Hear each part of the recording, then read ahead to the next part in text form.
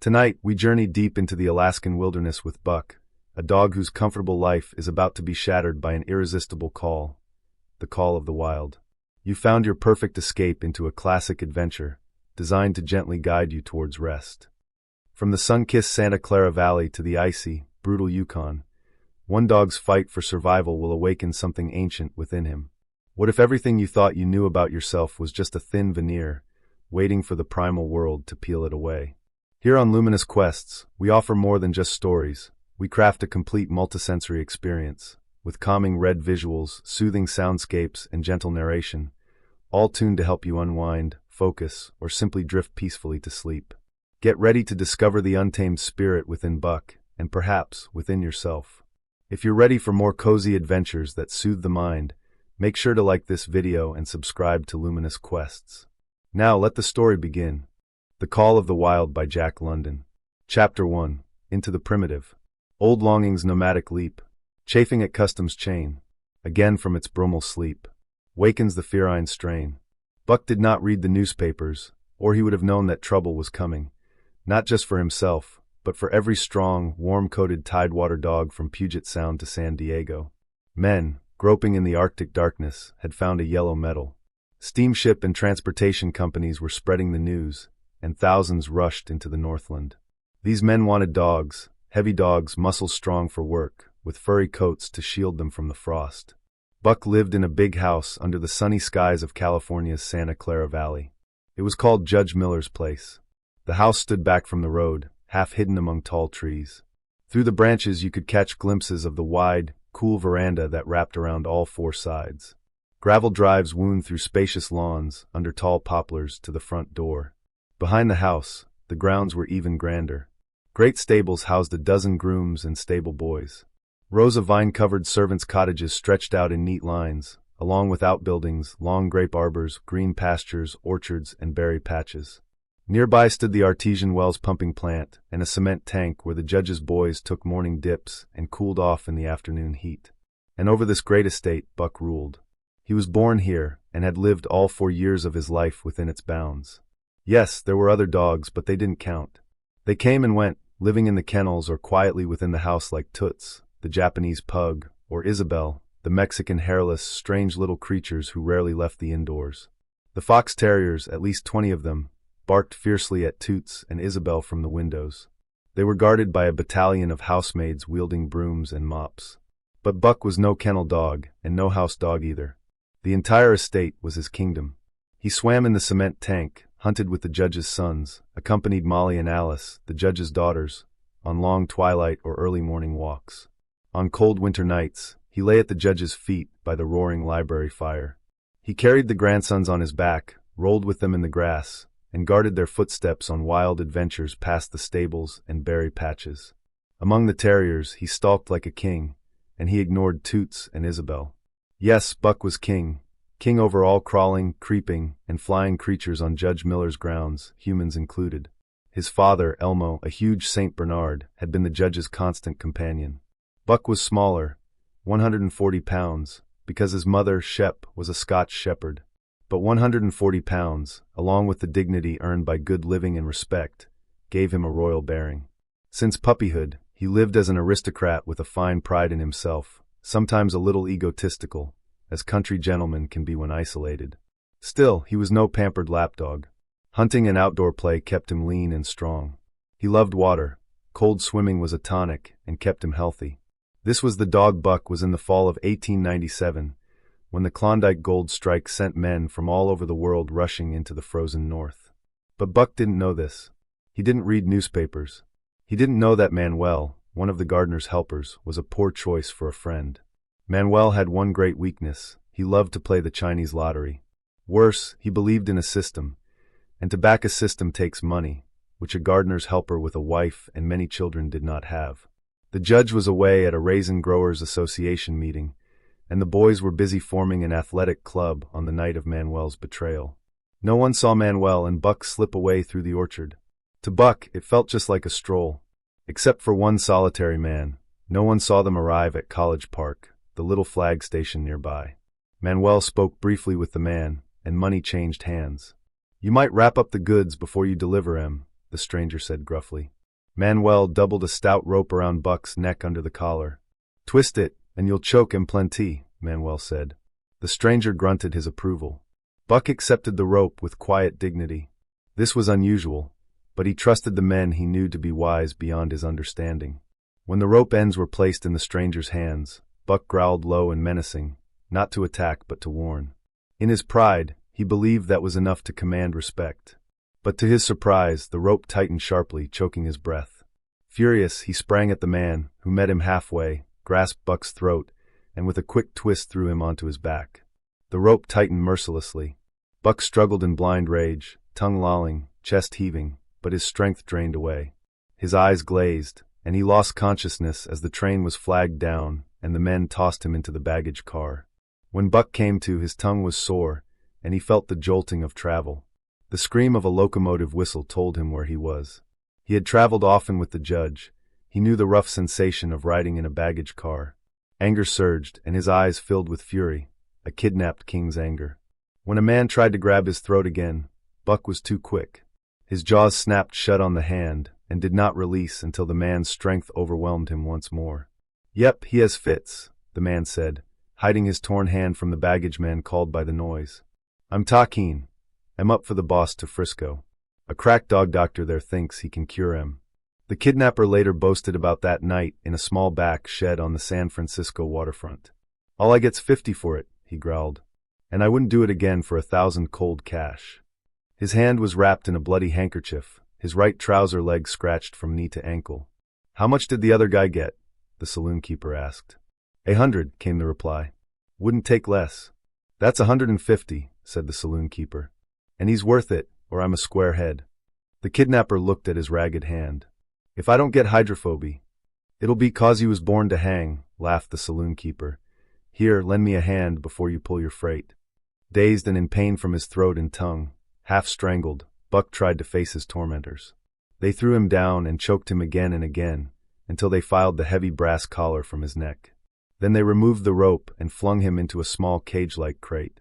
He lay there the rest of that long, weary night nursing his wrath and wounded pride. He could not understand what was happening. Why did these strange men want him? Why was he trapped in this narrow crate? Though he did not know why, he felt a vague sense of looming disaster.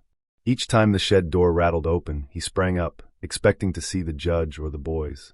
But it was always the saloon keeper's face peering in by the weak glow of a tallow candle. And each time the eager bark trembling in his throat twisted into a savage growl. In the morning, 4 rough-looking men came and lifted the crate. Buck thought of them as more tormentors, ragged men who were cruel and unkempt. He raged and stormed at them through the bars. They only laughed and poked sticks at him, which he bit until he realized this was what they wanted. Resigned, he lay down sullenly and let the crate be loaded onto a wagon. Over the next few days, Buck's crate passed through many hands. Clerks at the express office, wagons, a ferry steamer, a railway depot, and finally into an express car. For 2 days and nights, Buck was dragged along behind shrieking locomotives. He neither ate nor drank. When express messengers approached, he growled in anger. They teased and mocked him, barking, mewing, flapping their arms like crazy. It was nonsense, but this only enraged Buck more. The hunger was bad, but the lack of water was worse. His suffering grew severe, and the pain in his throat fed his fury. The fever in him worsened, inflamed by his throat and swollen tongue. At least the rope was gone. That had been an unfair weapon. Without it, he had a chance to fight. He refused to eat or drink, nursing a wrath that promised trouble for anyone who crossed him. His eyes turned bloodshot. He became a raging fiend. So changed was he that even the judge would not have recognized Buck. The express messengers breathed easier when they finally bundled him off the train at Seattle. 4 men carried the crate into a high-walled backyard. A stout man in a red sweater came out and signed for the delivery. Buck knew this man was the next tormentor. He lunged savagely at the crate bars. The man smiled grimly and produced a hatchet and club. You ain't gonna take him out now? Asked the driver. Sure, said the man, driving the hatchet into the crate to pry it open. The 4 men scattered, climbing to safe spots on the walls to watch. Buck attacked the crate's splintering wood, biting and struggling fiercely. Wherever the hatchet fell outside, he snarled inside. Both man and dog fought for the same thing. The man to free Buck, Buck to escape. The opening was finally large enough, and the man said, Now, you red-eyed devil. He dropped the hatchet and gripped a club. Buck was truly a red-eyed devil.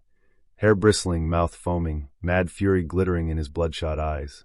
He launched his 140 pounds with wild passion at the man. But suddenly, the club struck him square on the jaw, cutting him off mid-air with a painful snap of his teeth.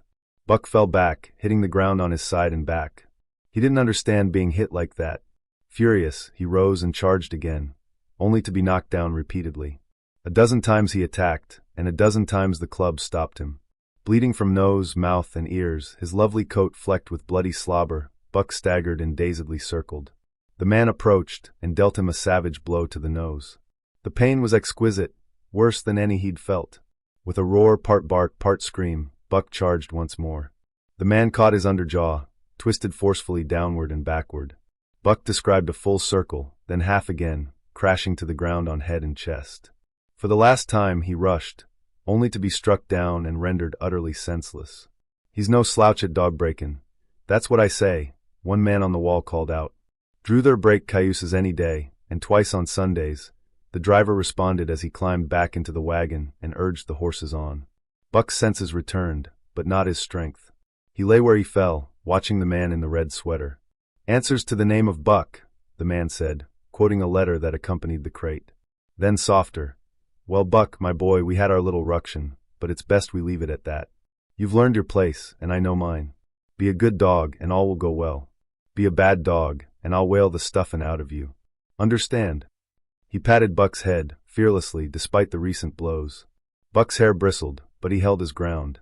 When the man brought water, Buck drank greedily, and later ate a generous meal of raw meat, chunk by chunk, from the man's hand. Buck was beaten, he knew that, but not broken. He realized he stood no chance against a man with a club. That club was a revelation, his introduction to the reign of primitive law. He met that law halfway.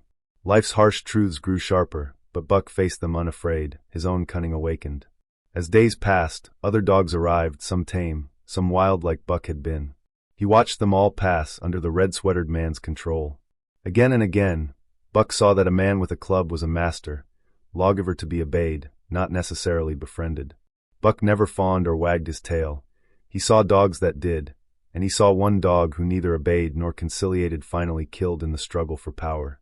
Now and then strangers came, speaking excitedly, wheedling, money-changing hands.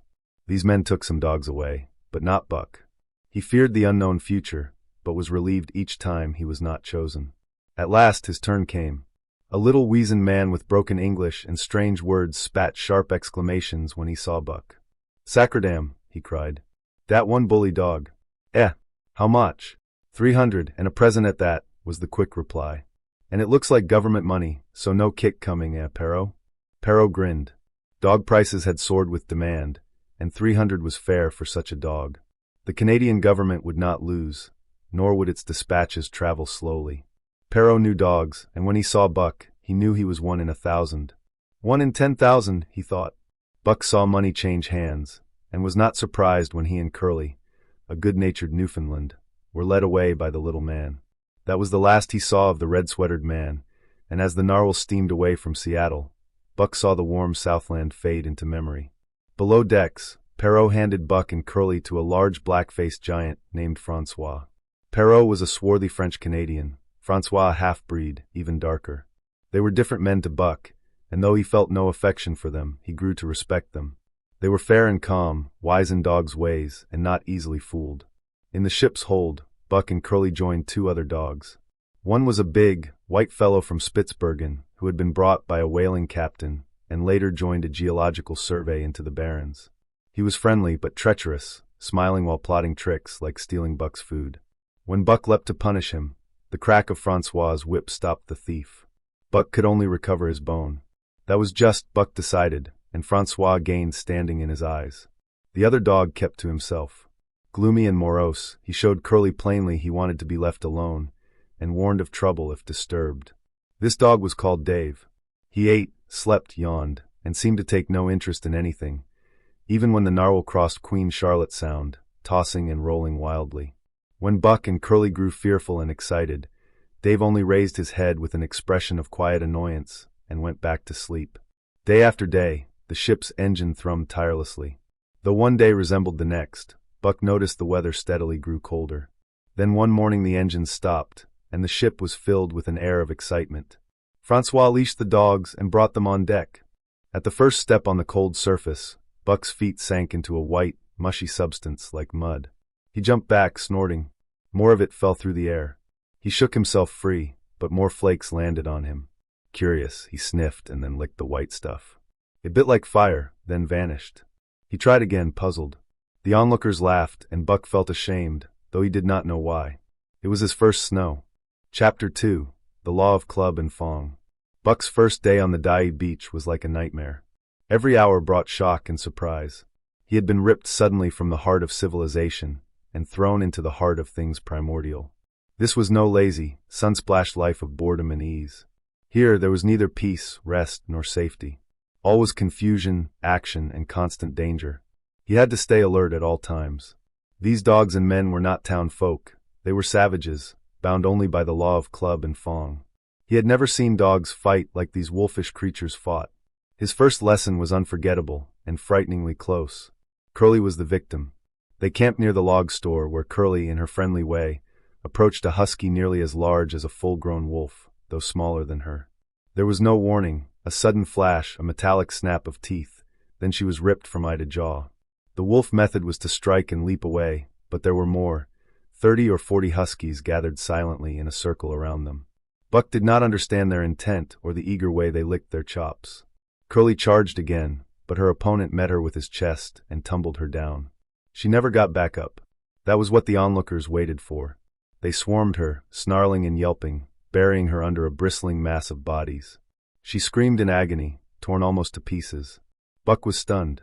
He saw Spitz run out his scarlet tongue, a way of laughing, and Francois, swinging an axe, leap into the fight. 3 men with clubs rushed in, scattering the crowd. 2 minutes after Curly went down, the attack ended, but she lay limp, lifeless in the trampled, bloody snow. The swarthy half-breed cursed loudly over her. This scene haunted Buck's dreams. So that was the way of things, no fairness, no mercy. Once down, you were done. Buck decided he would never go down. Spitz laughed his cruel laugh, and from that moment Buck hated him with a bitter, unending hatred. Before he could recover, another shock came. Francois strapped a harness on him, like those he had seen horses wear at home. As the groom set horses to work, Buck was set to work too, hauling Francois in a sled to the forest and back with firewood. His pride was hurt to be used as a draft animal, but he was wise enough not to resist. He buckled down and did his best, though all was strange and new. Francois was stern, demanding instant obedience with his whip. Dave, an experienced wheeler dog, nipped Buck's hindquarters when he erred. Spitz, the leader and also experienced, growled sharp rebukes or cunningly pressed his weight to guide Buck on the trail.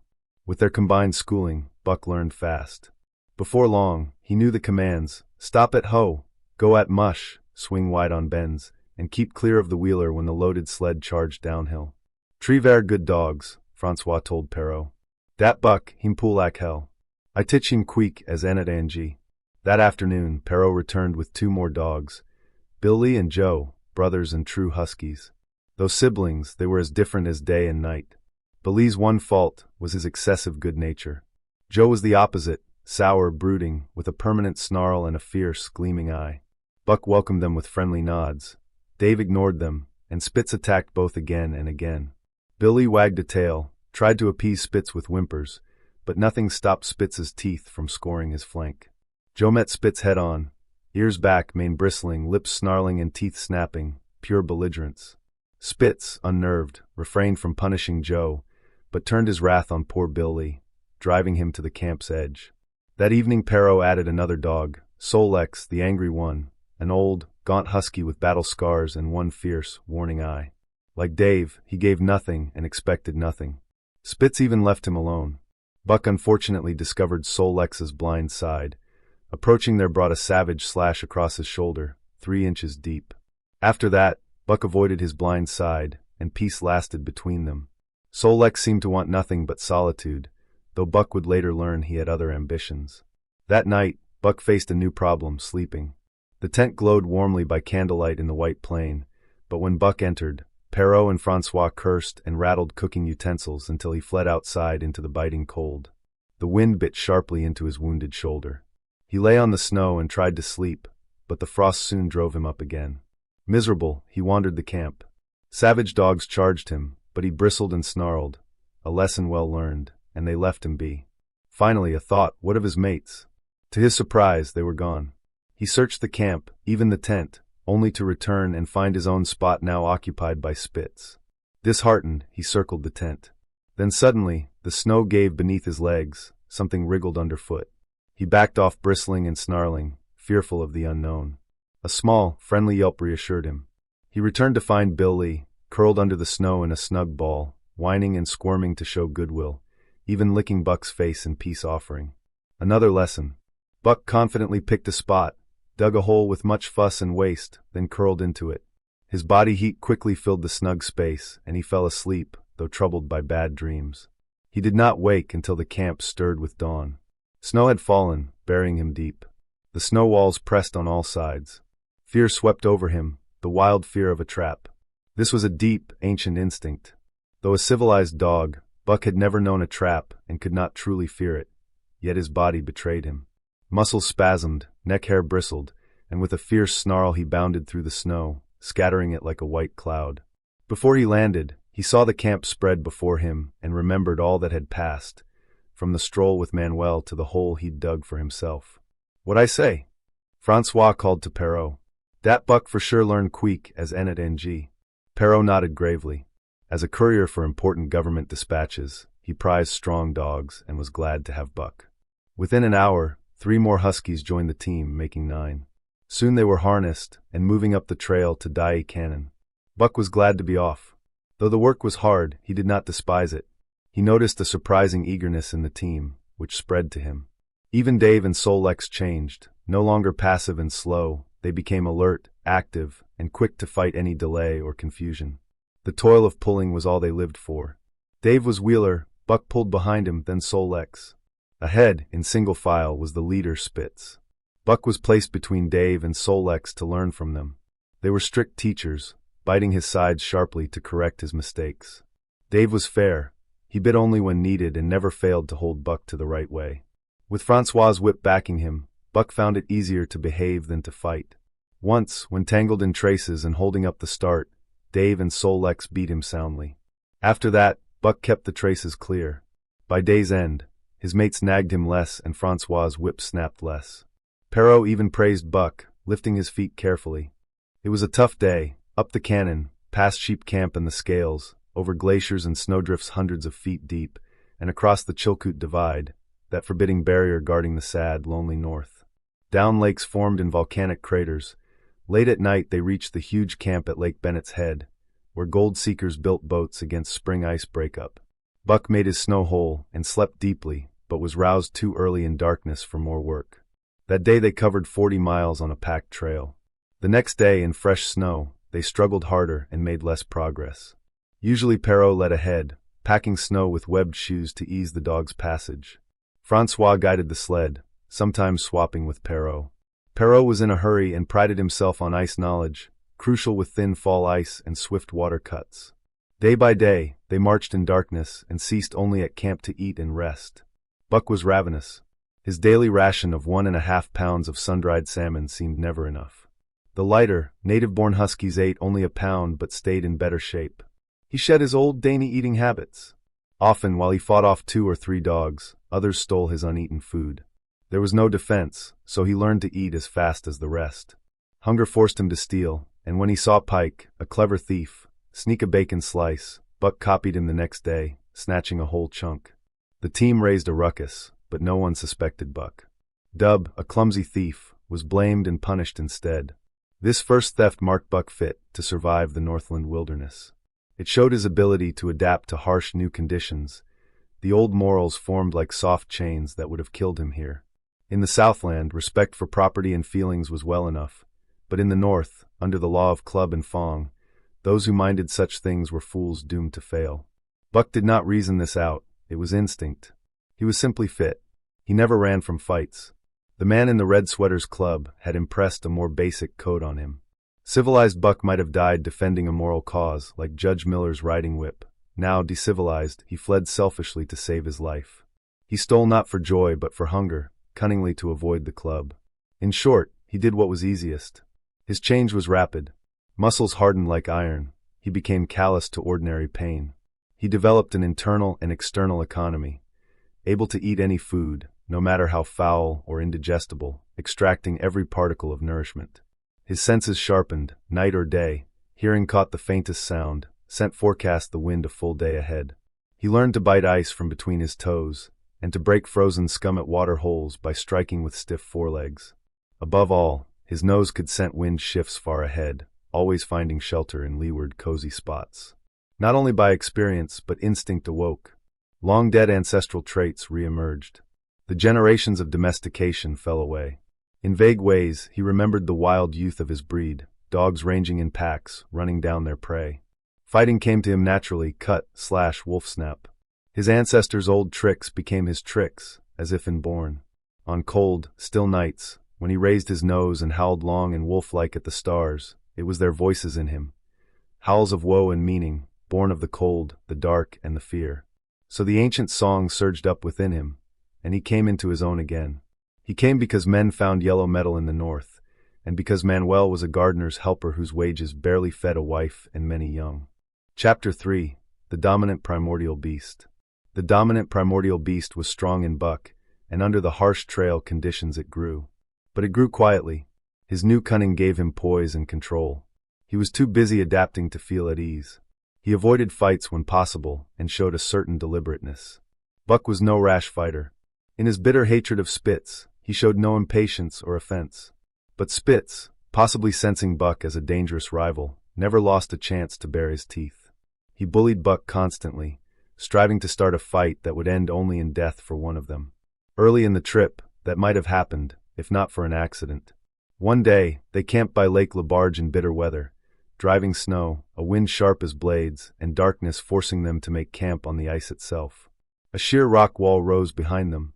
Francois and Perrault made their fire with a few sticks of driftwood. The fire melted holes in the ice, and they ate supper in the dark.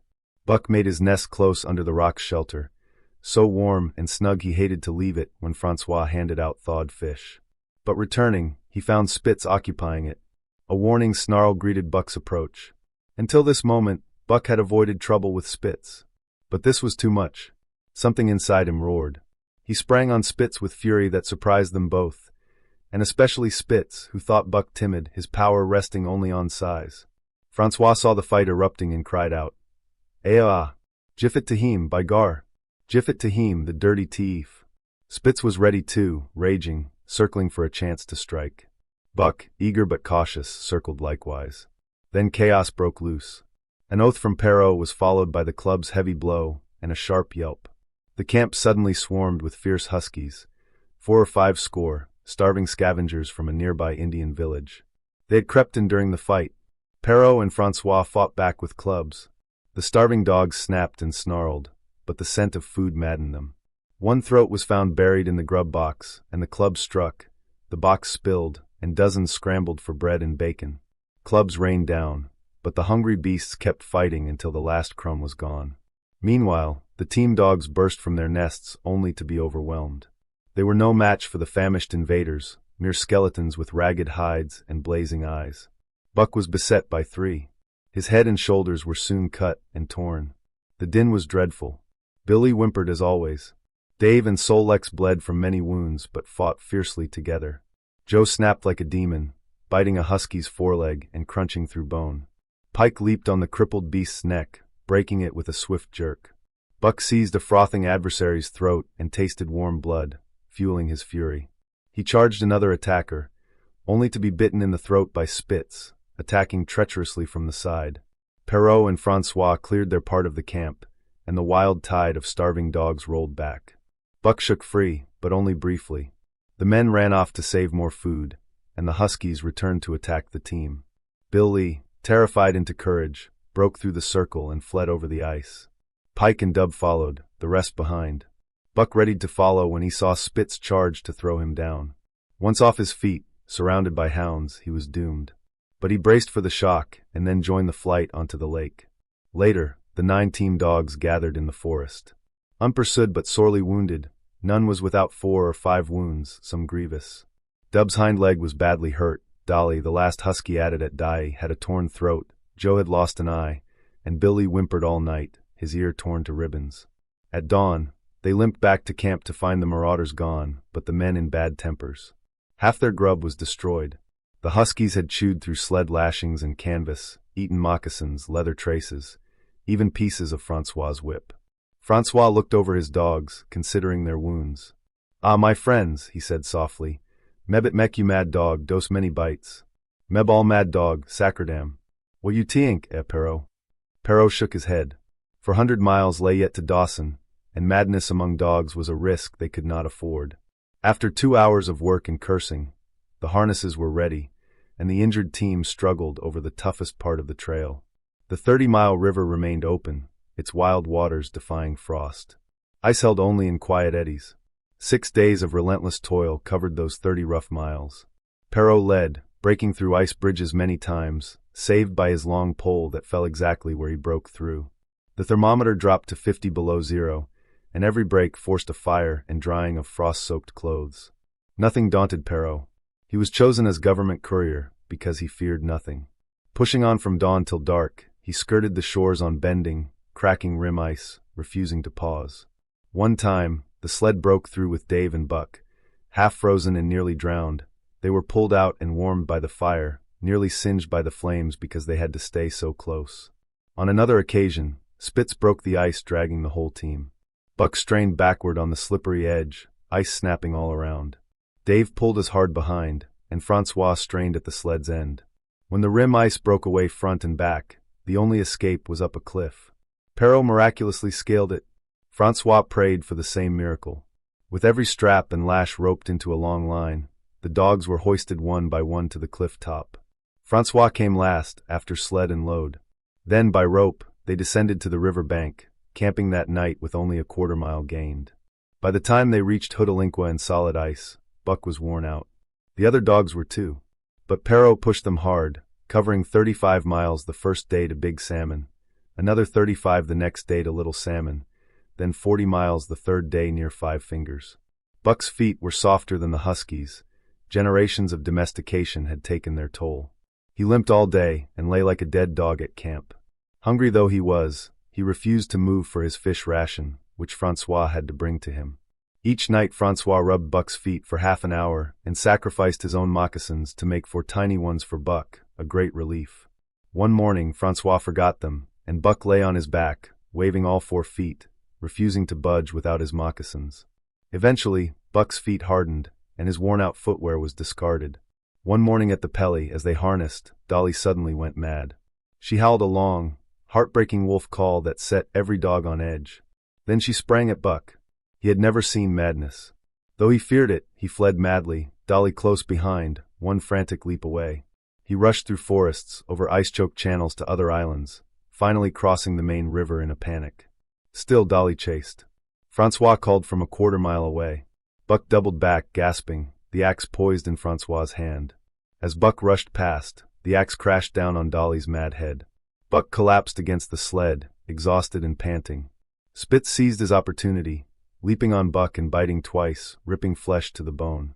Francois's lash descended on Spitz, and Buck watched as the lead dog took the worst whipping yet. "One devil, dat Spitz," Perrault said. "Some damn day him kill dat Buck." "Dat Buck 2 devils," Francois replied. "All the time I watch dat Buck I know for sure. Listen, some damn fine day him get mad like hell and den him chew dat Spitz all up and spit him out on de snow." "Sure. I know." From then on it was war. Spitz, team leader and master, felt his rule threatened by the strange Southland dog. Buck was new to the trail, but unlike other Southland dogs who fell to cold and starvation, Buck endured, matched strength, savagery, and cunning with the huskies. His club-taught wisdom knocked blind recklessness from him. He was clever and patient, biding time like a primitive predator. A clash for leadership was inevitable, and Buck welcomed it. It was his nature, gripped tight by trail pride, that fierce pride that kept dogs pulling until they dropped, that spurred them to joy and toil and broke their hearts when cut from the harness. Dave felt it as Wheeler, Solex in every hard pull, Spitz in his furious discipline. Buck carried it too. He openly challenged Spitz. He stood between Spitz and shirkers, punishing them himself. He did it deliberately. One night after heavy snow, Pike, the malingerer, hid under a foot of snow. Francois called him out in vain. Spitz raged through camp, digging, snarling. When Pike emerged, Spitz flew at him, but Buck intervened with such suddenness that Spitz was knocked off his feet. Pike, now bold, attacked Spitz, and Buck joined in. Francois laughed but was firm, lashing Buck hard to drive him from his downed rival. Twice struck back, Buck yielded reluctantly, while Spitz punished Pike severely. As Dawson drew closer, Buck continued to interfere in discipline. He acted craftily, avoiding Francois's eyes. His mutiny stirred unrest. With Buck's backing, the team's behavior worsened. Dave and Solex remained steady but grumbled at the chaos. Francois cursed, stamped snow, and tore his hair. His whip flew, but discipline was fragile. Behind his back, disorder reigned. In camp at night, quarrels often awakened Francois, fearing the fight between Spitz and Buck. Yet the final confrontation did not come. They reached Dawson one bleak afternoon with the fight still pending. Dogs and men labored constantly. Teams swung hauling logs, firewood, and freight as horses did back in Buck's sun-kissed Santa Clara Valley. Here, most dogs were wild wolf huskies, except some Southland ones. Every night, at 9, 12, and 3, they raised the haunting husky song. Buck joined in.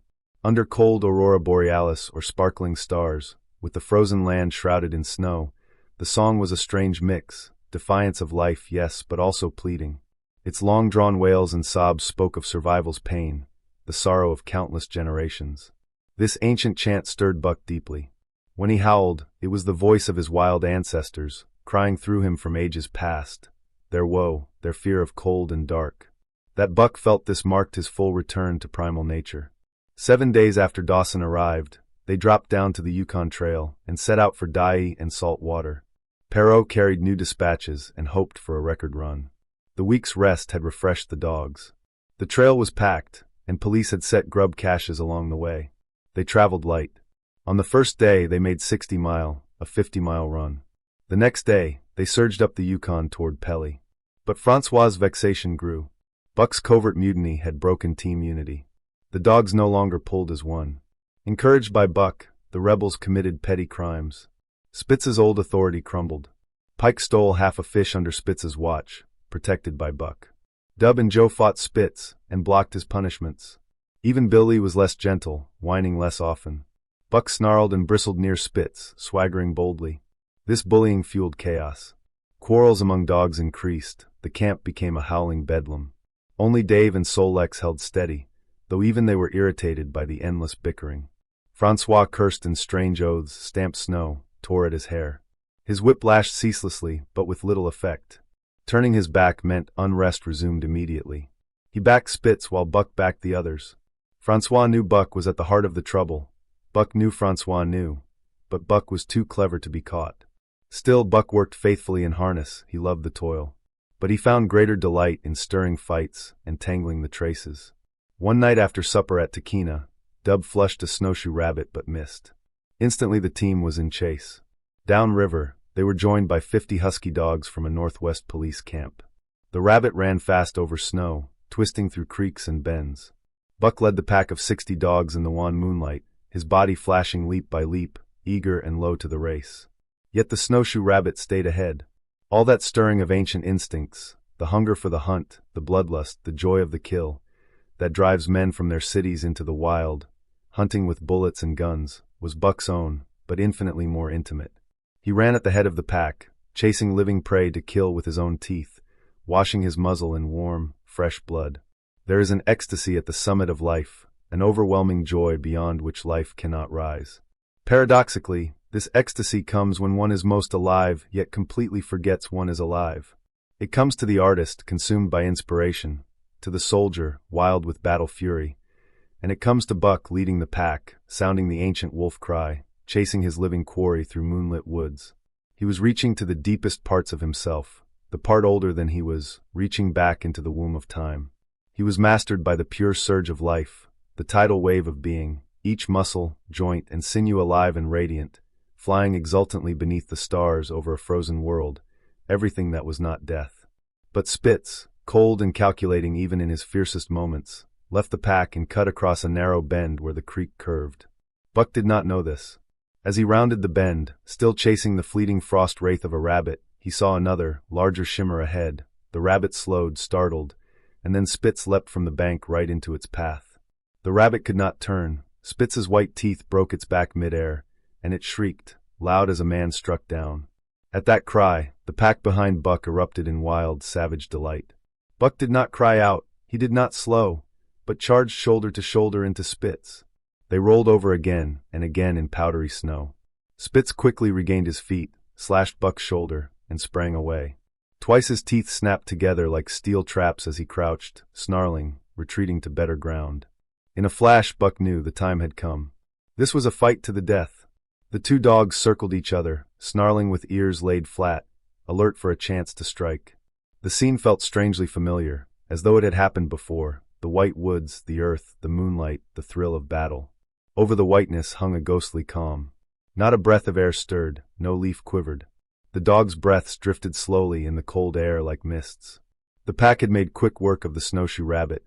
These half-wild dogs now formed a silent circle, eyes gleaming, tongues lolling, breaths rising softly. To Buck, this old scene was nothing new. It was the ancient way of things, the eternal law. Spitz was an experienced fighter. From Spitzbergen to the Arctic and across the barrens, no dog had bested him. His rage was bitter but controlled, never blind. He never rushed before defending, never attacked without preparing. Time and again, Buck tried to sink his teeth in Spitz's neck, softer flesh, closer to life, but Fang met Fang and lips snapped, both bleeding, neither yielding. Buck then took to rushing as if for the throat, but at the last moment he drove his shoulder like a ram into Spitz's shoulder, trying to overthrow him. Each time Spitz leapt away, slashing Buck's shoulder. Spitz remained unscathed.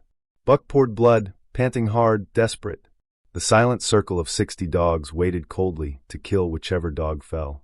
As Buck grew winded, Spitz rushed more, forcing Buck off balance. Once Buck fell completely, and the pack rose to attack, but Buck caught himself mid-fall, and again the circle sank to watch. But Buck had a rare quality, imagination. He fought mostly by instinct, but not without thought.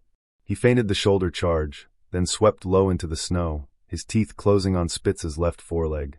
There was a crunch, bone breaking, and the white dog limped on 3 legs. Buck repeated, breaking the right foreleg. Despite pain and weakness, Spitz fought madly.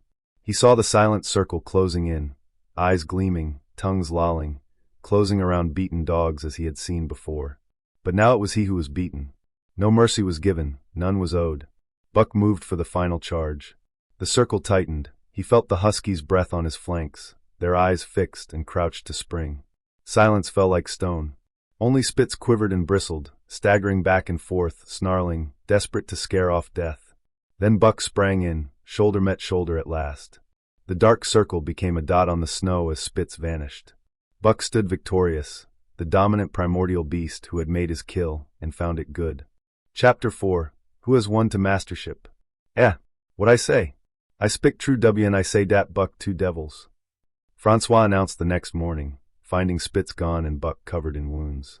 He pulled Buck close to the fire and pointed out the gaping cuts. Dat Spitz fight lak hell, Perrault said, surveying the wounds. And dat Buck fight lak 2 hells, Francois replied. And now we make good time. No more Spitz, no more trouble, sure. While Perrault packed, Francois harnessed the dogs. Buck trotted to the position Spitz had held as leader. Francois, ignoring him, brought Solex forward instead. Buck lunged at Solex, driving him back and claiming the spot. Francois cried, slapping his thighs with delight. Look at dat Buck. Him kill dat Spitz, him tink to take the job. Go way chook, Francois ordered, but Buck refused to move. Francois grabbed Buck by the scruff and, though growling fiercely, dragged him aside to put Solex in place. The old dog showed fear of Buck. Francois was stubborn, but when he turned away, Buck replaced Solex again, who showed no resistance. Francois grew angry. Now, by gar, I fix you, he shouted, returning with a heavy club. Buck remembered the man in the red sweater and backed away slowly. He did not charge when Solex was brought forward again. Instead, Buck circled just beyond the club's range, snarling with bitter rage and dodging any strike Francois threw. Buck had learned well the ways of the club. Francois continued his work, calling Buck forward to put him at his old place in front of Dave. Buck stepped back. Francois advanced. Buck retreated again. After some time, Francois cast down the club, believing Buck feared punishment. But Buck was in open revolt. He wanted leadership. It was his by right, earned in battle, and he would accept no less. Pero joined in. Together they chased Buck for an hour, throwing clubs and cursing him and all his ancestors. Buck snarled back and kept out of reach. He did not flee but circled, showing plainly that once his wish was granted, he would obey. Francois sat down puzzled. Pero glanced at his watch and swore. They were already behind schedule. Francois scratched his head, then grinned sheepishly at Pero, who shrugged in defeat. Francois called Solex and Buck. Buck laughed as dogs do, yet stayed away. Francois unhitched Solex and put him back where he belonged. The team stood harnessed and ready. There was no place for Buck but the front. Francois called again. Buck laughed, kept away. "Throw down the club," Pero ordered. Francois obeyed. Buck trotted in, laughing triumphantly, and took his place at the head of the team. The sled was broken out, and with men running alongside, they dashed onto the river trail. Though Francois had prized Buck highly, even he found himself surprised that day. Buck took up leadership at once, with quick judgment, sharp thinking, and fast action surpassing even Spitz, the best dog Francois had ever seen. But it was in giving the law and enforcing it that Buck truly excelled. Dave and Solex did not mind the change. Their job was hard work, and they cared little for who led so long as order was kept. Billy, the good-natured one, could lead for all they cared if he maintained discipline.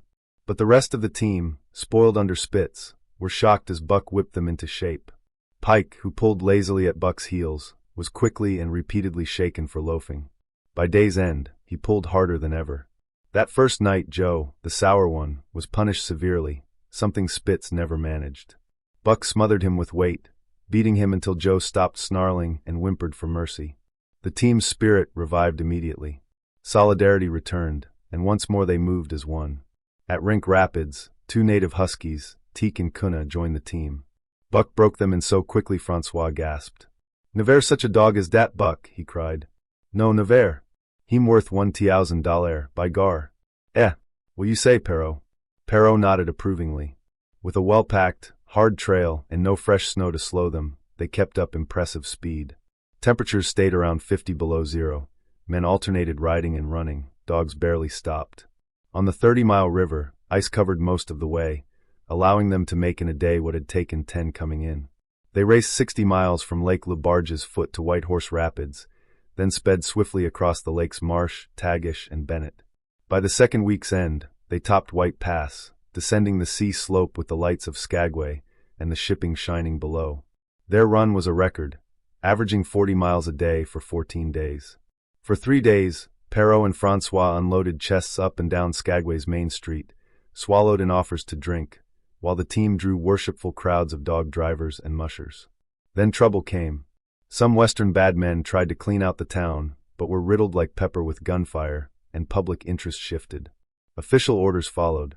Francois called Buck close, threw his arms around him, wept over him, and that was the end of Francois and Pero and Buck's life. A Scotch half-breed took their place, leading Buck and other teams back over the weary trail to Dawson.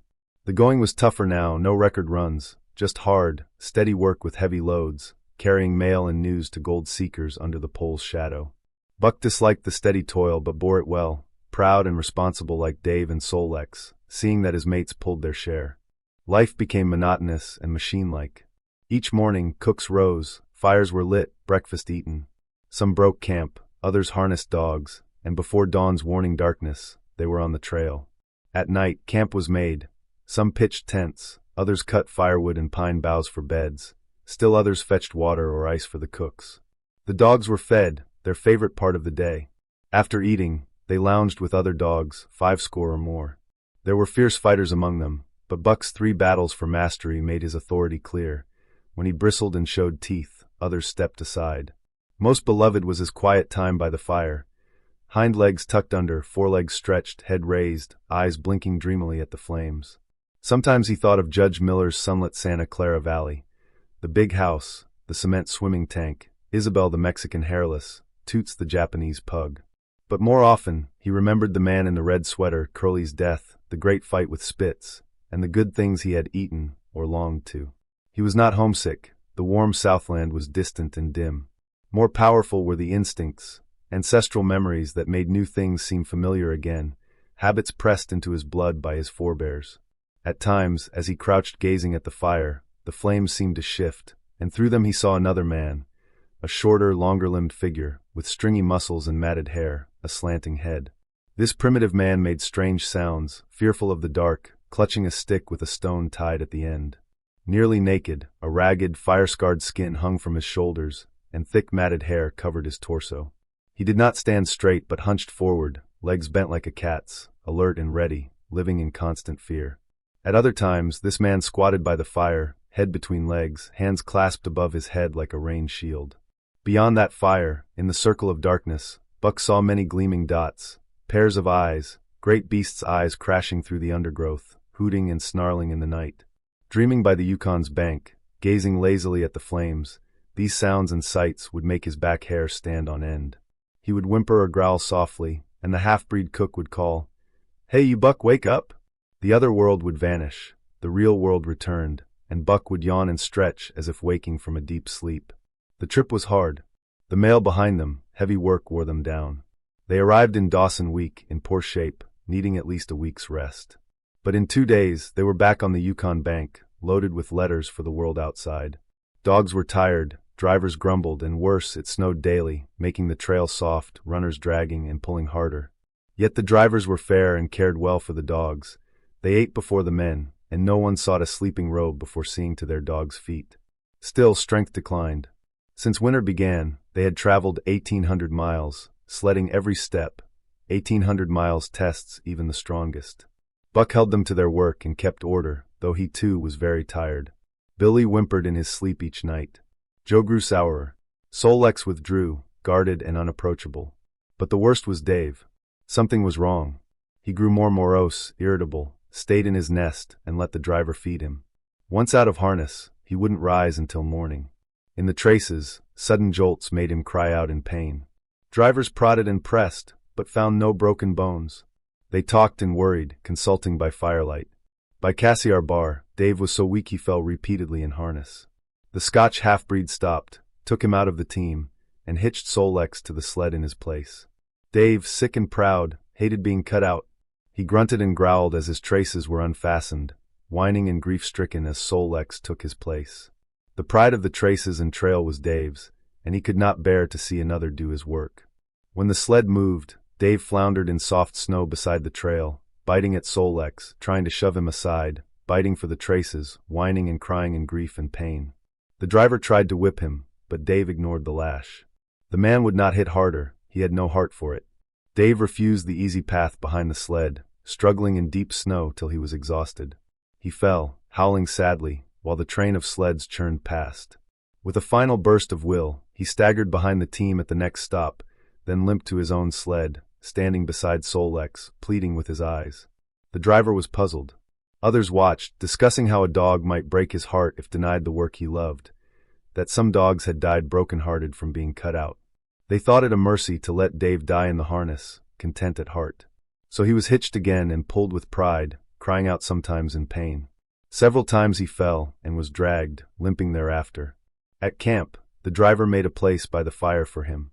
In the morning, Dave was too weak to go on. At harness time, he tried to crawl to his driver, but fell repeatedly, inching forward with a dragging motion. He reached the harnesses going on his mates. His strength failed. The last the others saw was him lying gasping in snow, yearning toward them. Dogs heard him mournful howling as they passed behind a river timber belt. The train halted. The Scotch half-breed retraced his steps to the camp behind the trees. Men fell silent. A revolver shot rang out. The man returned hurriedly. Whips cracked, bells rang, sleds moved on. But Buck knew, every dog knew, what had happened behind those trees. Chapter 5. The Toil of Trace and Trail. 30 days after leaving Dawson, the saltwater mail arrived at Skagway, with Buck leading the exhausted team. They were in terrible shape. Buck's once proud 140 pounds had shrunk to 115. Though lighter to begin with, his mates had lost even more weight. Pike, the lifelong malingerer, was now limping for real. Sol-Lex limped. Dub had a wrenched shoulder blade. All were painfully footsore. Their steps fell heavily on the trail, jarring their bodies and doubling their fatigue. It wasn't tiredness caused by short bursts of effort, recoverable in hours, but a deadness born of months of relentless toil. No strength remained, no reserves to draw upon. Every muscle and fiber was spent. In less than 5 months, they had traveled 2,500 miles, with only 5 days rest in the last 1,800. When they reached Skagway, they were on their last legs, barely able to keep the traces taut, and on downhills barely avoiding the sled. "Mush on, poor sore feets," the driver urged as the weary dogs shuffled down Skagway's main street. "This is de loss. Then we get one long res." For sure. One bully long res. The dogs deserved rest after 1,200 miles with 2 days' break, but the town was crowded with gold seekers and their families, and the mail backlog had become immense. Official orders required fresh Hudson Bay dogs to replace worn-out ones, who were to be sold off. Dogs meant little against dollars. 3 days passed, revealing just how tired and weak the dogs truly were. On the 4th morning, 2 Americans named Hal and Charles arrived and bought the worn-out team, harness and all, for a song. Charles was middle-aged, with weak, watery eyes and a fierce, twisting mustache that contradicted his drooping lip. Hal was a youth, 19 or 20, loaded with a big Colt revolver and a hunting knife strapped to a cartridge belt, a glaring mark of his raw inexperience. Both looked out of place, and why they risked the north was a mystery. Buck watched the trading, sensing the departure of the Scotch half-breed and the male train drivers who'd passed earlier. At the new owner's camp, Buck saw a sloppy, makeshift tent, unwashed dishes, and disarray. The woman there, Mercedes, was Charles's wife and Hal's sister. Buck watched nervously as the trio tried to pack.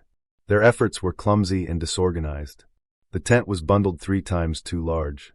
Tin dishes went unwashed. Mercedes fussed constantly, fluttering with advice and complaints. When they put a clothes sack on the sled's front, she suggested moving it to the back.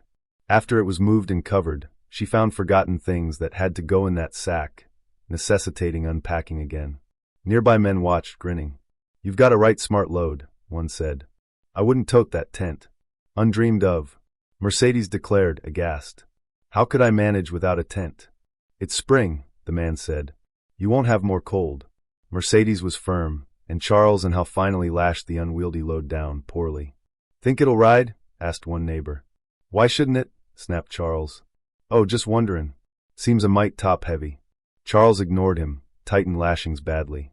"And of course the dogs can hike all day with that behind them," said a second man. "Certainly," Hal said coldly, grasping the G-pole and swinging his whip. "Mush! Mush on!" The dogs strained, tugged for a moment, then stopped. They couldn't move the sled. Furious, Hal prepared to lash them. Mercedes intervened, clutching the whip. "Oh, Hal, you mustn't. Promise not to whip them rest of trip," she begged. "Precious lot you know about dogs," sneered Hal. "They're lazy, got to whip 'em to get work." Mercedes's face showed her horror at cruelty. "They're weak as water," one man said. "Plumb tuckered out. They need rest." "Rest be blanked," Hal swore while Mercedes whispered, "Oh," in pain. She defended her brother fiercely. "You're driving our dogs. Do what you think best." Again the whip cracked, the dogs threw themselves against their harness, digging in with all strength, but the sled did not budge. Panting, exhausted, they stood still. Suddenly Mercedes dropped to her knees before Buck, tears in her eyes, arms around his neck. "You poor, poor dears," she cried. "Why don't you pull hard? Then you wouldn't be whipped." Buck disliked her, but misery dulled his resistance. An onlooker, barely controlling his anger, advised, "Break out that sled." The runners refroze fast. "Use the G-pole and break it free." Hal tried again, breaking the frozen runners. The overloaded sled lurched forward. Buck and team strained desperately under blows. Ahead, the path curved sharply and sloped into the main street. The top-heavy sled tipped, spilling half the load. The dogs did not stop.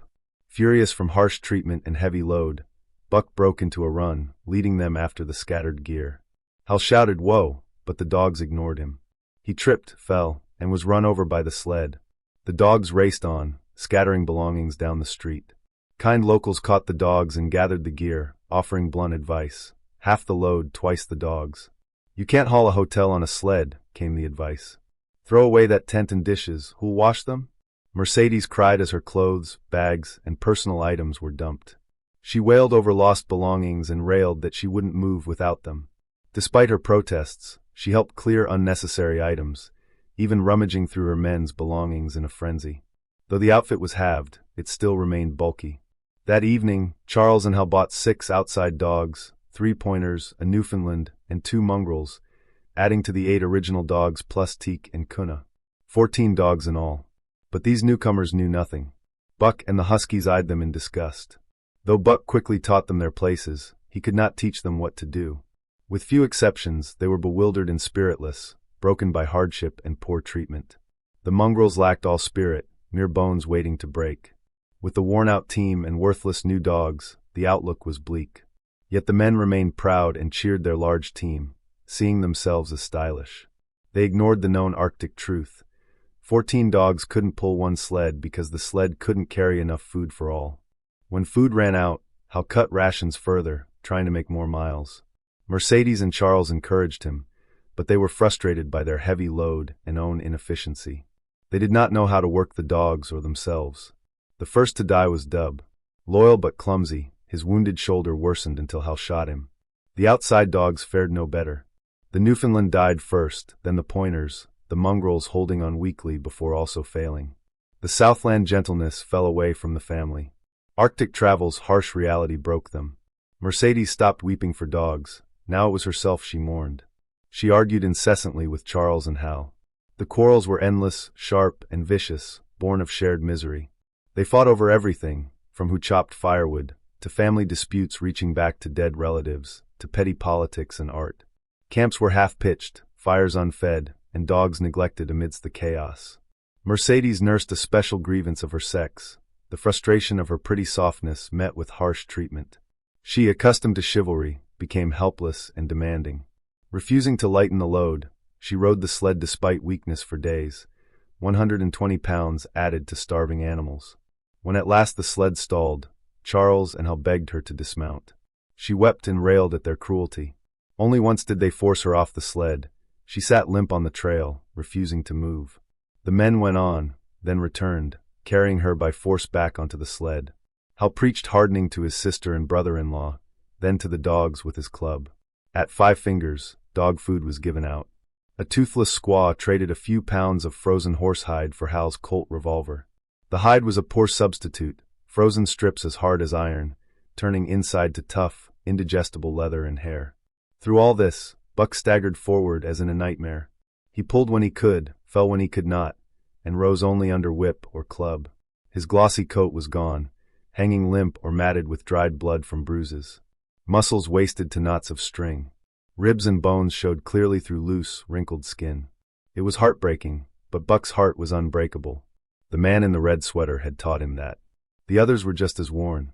7 dogs remained, perambulatory skeletons. Beat down, they barely felt lash or club blows. Pain was dull and distant, like the sights and sounds around them. They were barely alive, bags of bones with faint sparks fluttering. At rest, they dropped like dead dogs, the spark faded. When beaten, it flickered briefly, and they staggered on. One day Billy fell, unable to rise. Hal, having traded his revolver, used an axe to kill Billy on the spot, cutting the carcass free. Buck and mates saw, knew death was close. The next day Kuna died. 5 remained: Joe, too weak to threaten, Pike, crippled and half-conscious, Solex, one-eyed, still faithful but faint, Teak, beaten from less travel, and Buck, still leading but blind with weakness half the time, relying only on practiced feel of the trail. It was a beautiful spring. Days grew long under the blazing sun. The land awoke with life. The sap rose in pines, willows and aspens burst buds, shrubs donned green, crickets sang at night, birds and animals returned. Rivers sang as ice and snow melted, breaking up with cracks and falls. The Yukon strained to break free.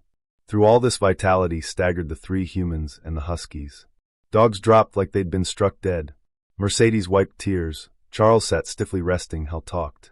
John Thornton, whittling an axe handle, listened tersely and advised no further risk on rotten ice. They told us up above the bottom was dropping out of the trail, said Hal proudly, and that the best thing was to lay over. They told us we couldn't make White River, and here we are. And they told you true, Thornton replied. Only fools could have made it. I wouldn't risk my carcass for all Alaska's gold. That's because you're not a fool, Hal sneered. We'll go on to Dawson anyway. He cracked his whip. Get up there, Buck. Hi. Mush on. Thornton said nothing, knowing it was useless. 2 or 3 fools made no difference. The team didn't move. The lash swung furiously. Solex was first to rise, then Teak, yelping Joe, pained Pike. Finally Buck remained still.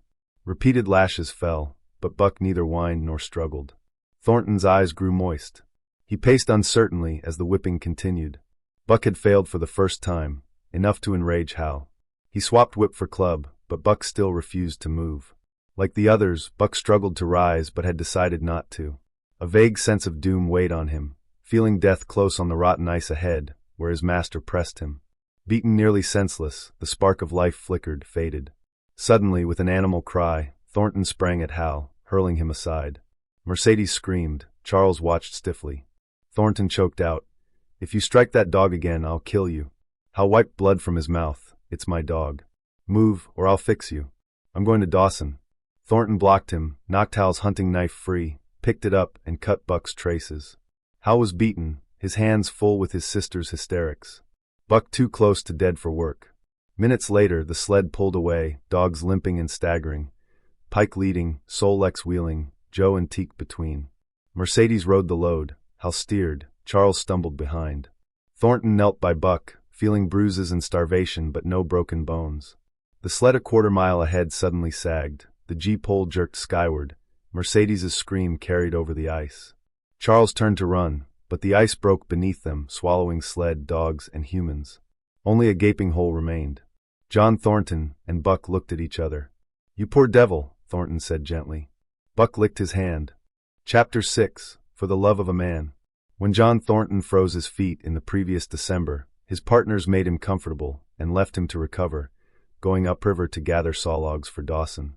He was still limping when he rescued Buck, but with the warm spring days, even that slight limp disappeared. Lying by the riverbank, watching the flowing water and listening to birdsong and the hum of nature, Buck slowly regained his strength. Rest was well earned after 3,000 miles of travel. Buck grew lazy as his wounds healed, muscles filled out, and flesh returned to cover his bones. Everyone loafed, Buck, John Thornton, and the dogs Skeet and Nig, waiting for the raft to carry them downstream to Dawson. Skeet, a little Irish setter, befriended Buck early, and Buck, too weak to resist, accepted her care. Like a mother cat grooming her kittens, Skeet regularly washed Buck's wounds each morning after breakfast. Buck soon looked forward to these ministrations as much as to Thornton's care.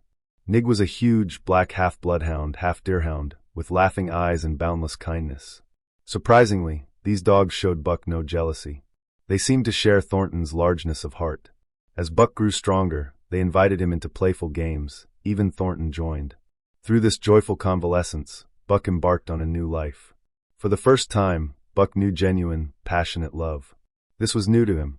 At Judge Miller's in sunny Santa Clara Valley, his relationships had been work partnerships, guardianship, or formal friendships. But love, feverish, burning, mad love, only John Thornton could inspire. Thornton had saved Buck's life, yes, but more. He was the perfect master. Other men cared for dogs out of duty or business. Thornton did so as if they were his own children, because he could not help it. He never forgot a kind word or greeting. Sitting with his dogs for gas was as much his joy as theirs. He often clasped Buck's head roughly in his hands, resting his own head against Buck's, shaking him while calling him affectionate curses that Buck understood as love names. No greater joy did Buck know than that rough embrace and the murmured oaths, each shake seeming to shake his heart free in ecstasy. When released, Buck sprang to his feet, his mouth laughing, eyes bright, and throat vibrant, yet motionless, inspiring Thornton's reverent exclamation, "God, you can all but speak." Buck had a peculiar way of showing love. He would seize Thornton's hand in his jaws, biting fiercely enough to leave marks. Thornton understood this feigned bite as a caress. Mostly Buck adored from a distance. Wild with happiness when touched or spoken to, he didn't seek constant petting like Skeet or Nigeria. Instead, he'd lie alert at Thornton's feet for hours, studying his face, tracking every fleeting expression or movement.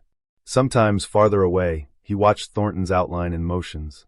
Their silent communion was so deep that often Buck's steady gaze would draw Thornton's head around, and they would return the look, their hearts shining in their eyes. For a long time after his rescue, Buck clung tightly to Thornton, fearing the loss that marked all his past masters. Even at night, haunted by fear, Buck would rouse from sleep, creep to the tent flap, and listen for his master's breathing. Despite his great love, Buck's wildness and cunning remained. He was a creature of the wild, coming in from it to sit by Thornton's fire, not a soft Southland dog steeped in civilization. Because of his love, He could not steal from Thornton, but from any other man he stole freely, escaping detection through skill. Marked by many dog-teeth scars, he fought as fiercely and shrewdly as ever. Skeet and Nig, too gentle for fights, belonged to Thornton and posed no threat. Other dogs, no matter the breed or bravery, either accepted Buck's supremacy or faced deadly challenges. Mercy did not exist. It was a fool's mistake leading to death. To kill or be killed, eat or be eaten, was the unchanging law from the depths of time, and Buck obeyed. He was older than his years, linked with eternity, the shades of wild ancestors humming within, guiding his moods and actions, sharing his dreams. These ancestral calls tugged at him fiercely. When he heard the mysterious forest summons, he felt drawn away from the fire to plunge into the woods, wandering aimlessly though compelled, never questioning where or why. Yet each time he found soft earth and shade, love for Thornton drew him back. Thornton alone held him. Other people might pet or praise him, but Buck stayed cold beneath it all. From over-demonstrative men, he walked away. When Hans and Pete, Thornton's partners, arrived with the long-awaited raft, Buck ignored them at first, accepting favors only once he knew they were close to Thornton. They shared Thornton's earthiness, clear thinking, and understanding, gaining Buck's respect. For Thornton, love grew only stronger. He alone could put a pack on Buck's back during summer travels. Nothing was too great to do when Thornton commanded. Once, by the edge of a cliff 300 feet above bare rock, Thornton jokingly ordered Buck to jump into the abyss. Buck startled, Thornton grappled with him, and Hans and Pete dragged them back to safety. "It's uncanny," Pete said afterward. "No, splendid and terrible," Thornton answered. "Sometimes it frightens me." "I'm not hankering to wrestle you while he's around," Pete said. "Py jingo." "Neither am I," agreed Hans. Later that year at Circle City, Buck proved his fierce loyalty. A quarrel broke out at the bar. When Black Burton struck Thornton unexpectedly, Buck leapt up with a roar, flying at Burton's throat. The man blocked with his arm, which Buck tore open, then went for the throat again, only partly blocked. The crowd drove Buck off, but he prowled restlessly, growling and trying to attack until pushed back by clubs. A miners' meeting ruled Buck had sufficient provocation, and he was released. His fierce defense earned him wide renown across Alaska. In the fall, Buck saved Thornton's life again in desperate fashion. The three were guiding a pooling boat down rapids on 40 Mile Creek. Hans and Pete snubbed the boat with a rope from tree to tree while Thornton poled, shouting instructions. At a sharp bend where rocks jutted barely beneath the water, Hans let go of the rope prematurely. The boat spun, capsizing bank up, throwing Thornton into deadly rapids no swimmer could live in. Buck sprang immediately and swam furiously after Thornton, who clutched his tail. Battling the swift current, Buck struggled toward shore, but the river's pull was strong, rushing him away from safety. Hans snubbed the line around Buck, pulling him underwater until he struck the bank. Half drowned, Buck was revived by pounding in water expelled vigorously. Then he leapt again into the water, this time aiming true, swimming a strong line to Thornton. As Buck reached his master, he charged like a battering ram. Thornton grabbed his shaggy neck, and Hans snubbed the rope to hold them. Dragged underwater, tangled and battered, they veered to shore. Thornton regained consciousness, bruised and covered in water, to find Buck lifeless. Dogs Nig and Skeet tended him tenderly. Thornton found Buck with 3 broken ribs. "That settles it," he said. "We camp right here." They did, until Buck healed enough to travel. That winter in Dawson, Buck's fame grew with a new feat. In a saloon, men bragged about their dogs. Thornton defended Buck stoutly. One man claimed his dog could start a 500-pound sled. Another said 600. A third, 700. "Pooh," said Thornton. "Buck can start 1,000 pounds. And break it out and walk 100 yards with it," Mathewson challenged. "Can you lay $1,000 down on that?" he asked, slamming a sack of gold dust on the bar. Thornton felt the weight of doubt and the crowd's gaze. He had faith in Buck, but no $1,000. Mathewson's sled stood ready. 20 sacks of 50 pounds each, runners frozen fast in 60 below zero cold. The crowd doubted Buck could budget. Odds rose against him. A debate over breaking out, the runners ensued, with most siding against Thornton. No man took the bet. Thornton felt daunted but called on his friends Hans and Pete, who pooled $200, everything left, to wager. Buck, in perfect condition, was harnessed alone to the heavy sled. His coat gleamed, his muscles rippled under fur. The crowd admired him. Last odds dropped to 2 to 1. 800 for him now, offered a local king, but Thornton declined. Thornton knelt by Buck, resting cheek to cheek, whispering, "As you love me, Buck. As you love me." Buck whined with eager restraint. The crowd grew curious, sensing a deep communication. Buck gently bit Thornton's mittened hand, conveying love. Thornton rose. "Now, Buck," he said. Buck tightened and slacked the traces just so. "Gee," Thornton called. Buck swung right, pulling against the frozen runners. A crisp crack sounded. The sled began to break free. "Ha!" came the next command. Buck repeated left. The sled shifted more, runners grating. The crowd held their breath. "Now mush!" Buck surged forward, whole body coiled for the effort, claws gouging snow. The sled shivered, half-started forward. A foot slipped, a man groaned. The sled jolted ahead in jerks, never stopping fully, building momentum. The crowd gasped anew. Thornton ran behind, urging Buck on. As they neared the 100-yard mark, cheers exploded. Thornton fell to his knees beside Buck, shaking him in a wild embrace. "Hear that, sir?" the local king stuttered. $1,000 for him, no less." Tears streamed freely down Thornton's face. "No, sir," he said firmly. "You can go to hell." Buck bit Thornton's hand softly as they shook. The crowd silently stepped back to honor that bond. Chapter 7. The Sounding of the Call. When Buck earned $1,600 in 5 minutes for John Thornton, it allowed his master to pay off debts and venture east with his partners in search of a fabled lost mine, an ancient mystery wrapped in tragedy. Many had sought the mine. Few found it, some never returned. An old, broken cabin marked the site, where dying men swore to the mine's existence, clutching nuggets unlike any other gold in the Northland. No living man plundered this treasure, and the dead gave no further word. So John Thornton, Pete, Hans, Buck, and half a dozen dogs journeyed east on unknown trails where others had failed. They sled 70 miles up the Yukon, veered into the Stewart River, past rivers Mayo and McQuestion, and followed the shrinking Stewart into the continent's backbone. Thornton asked little of man or nature. Fearless in wilderness, armed with only salt and rifle, he hunted daily while traveling, knowing game would appear in time. Their diet was fresh meat, their sled loaded with ammunition and tools, and their timetable stretched into the limitless future. To Buck, this was boundless delight, hunting, fishing, wandering strange lands. They traveled steadily for weeks, then camped for weeks, with dogs loafing and men panning dirt by firelight. Sometimes hunger came, sometimes feasts, all depending on game fortunes. Summer arrived. Men and dogs portaged saddles, rafted mountain lakes, and navigated unknown rivers in slender boats carved from standing timber. Months passed, twisting back and forth through uncharted vastness. They crossed summer blizzards on divides, endured the midnight sun near eternal snows, roamed valleys thick with gnats and flies, and picked strawberries and flowers unmatched even in the Southland. In fall they reached a strange lake country, silent, sad, lifeless, winds blowing, ice forming, waves rippling lonely beaches. They wandered through another winter, following obliterated trails of those before. Once they found an ancient forest path leading nowhere, its makers unknown. Another time, they stumbled on a rotted hunting lodge with a long-barreled flintlock pistol, an artifact from Hudson Bay's early days, priceless as beaver skins.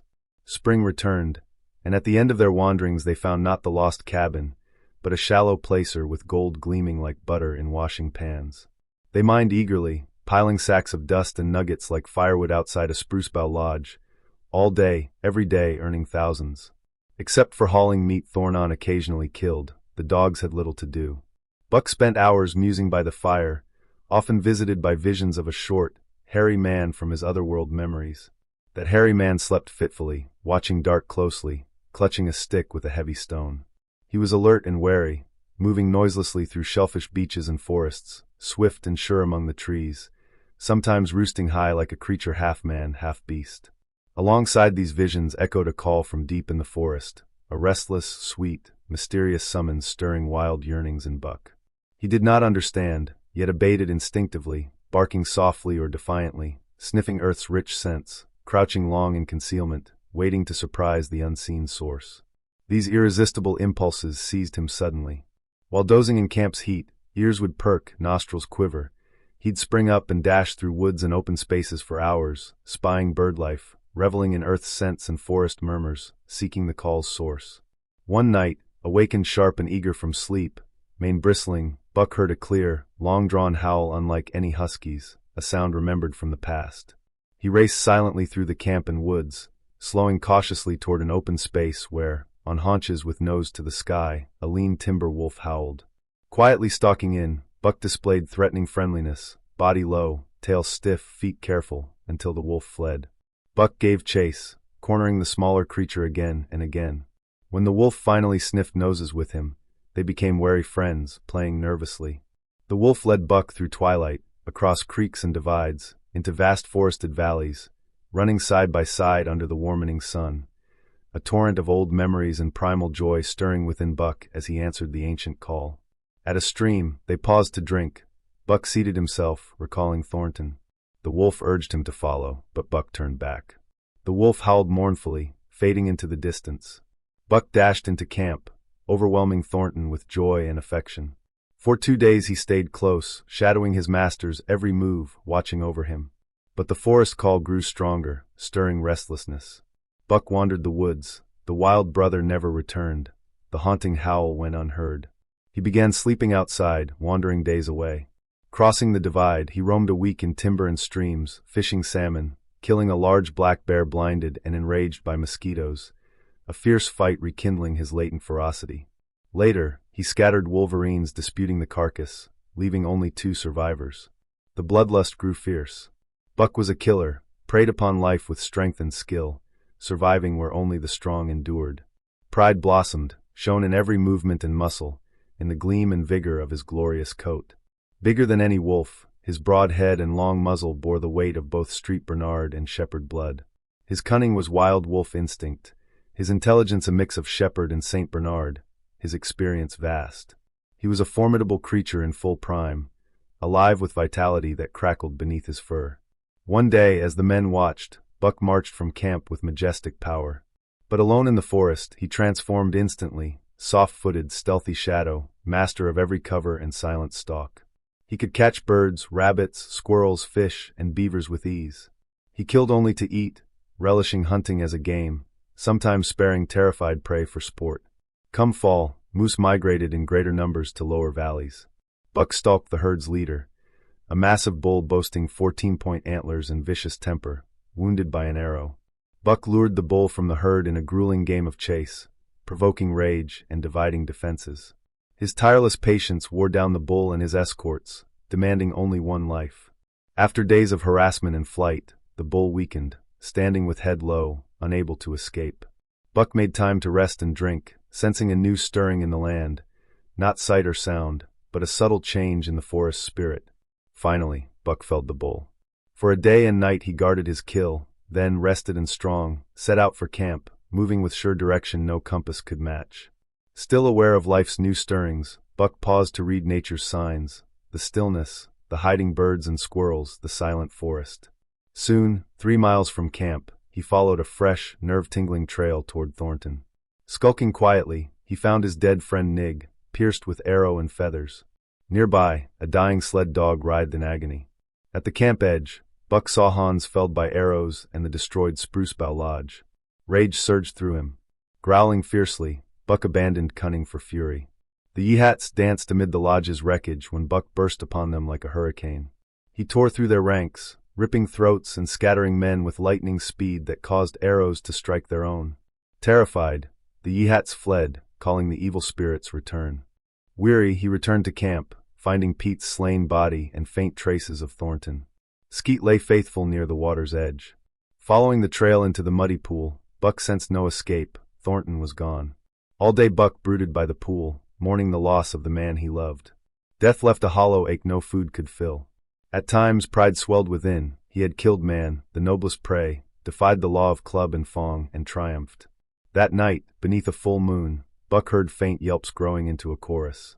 The call he knew sounded louder than ever. Ready to obey, Buck rose and listened. The man was dead, the last bond broken. Wolves, hunting their prey, crossed into Buck's valley, spilling into the clearing. Buck stood motionless, awe-inspiring and massive. The boldest wolf leapt, and Buck snapped its neck. Others attacked and failed, bleeding. Buck fought fiercely, backed against a bank surrounded on 3 sides. After half an hour, the wolves withdrew. The wild brother appeared, whining softly to Buck. An old, battle-scarred wolf howled. The pack joined, then Buck howled with them. The pack surged into the forest. Buck ran alongside the wild brother, answering the call. And so ends Buck's story. Years later, Yehats noted changes among timber wolves, brown splashes on their heads and a white stripe down the chest, a ghostly giant running at the pack's head, stealing from their camps, killing their dogs, and haunting their hunters. Hunters were found slain with throats torn and wolf tracks larger than any known. Each fall, a valley remained taboo, where the evil spirit ruled. In summers, a great, magnificent wolf wandered that valley alone, howling mournfully before departing. In winter, he led the pack through the moonlight and borealis, singing the song of the pack, the song of the younger world, which is the song of the pack.